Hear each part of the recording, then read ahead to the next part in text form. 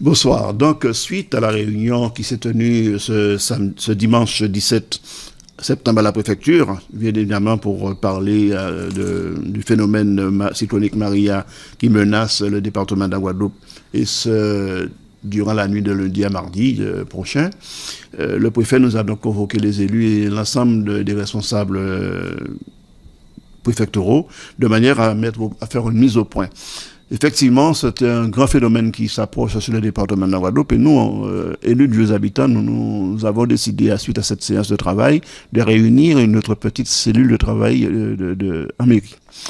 Cette cellule de travail est donc composée des principaux cadres, notamment le DGS adjoint, la police municipale, la responsable du service risque majeur et sécurité, bien évidemment sous ma houlette, puisque je suis le premier adjoint délégué à la sécurité et au risque majeur.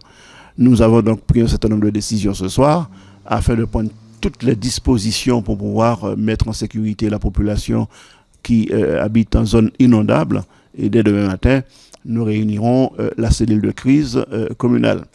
La cellule de crise communale est plus large, composée de l'ensemble des élus, l'ensemble des chefs de service, évidemment la sécurité, donc gendarmerie, police, pompiers, de manière à finaliser nos prévisions. Ensuite, nous activerons nos PC.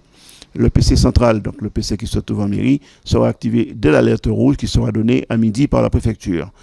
Les PC secondaires, donc, qui se trouvent dans chaque quartier principal, donc Marigot, Cousinière et autres, ces PC seront activés, bien évidemment, vers 17h demain après-midi, puisque l'alerte rouge aura été lancée déjà. Bien, nous prendrons, comme je l'ai dit tout à l'heure, toutes les précautions de manière à ce que la population soit avisée. Nous ferons passer des communiqués de presse demain matin.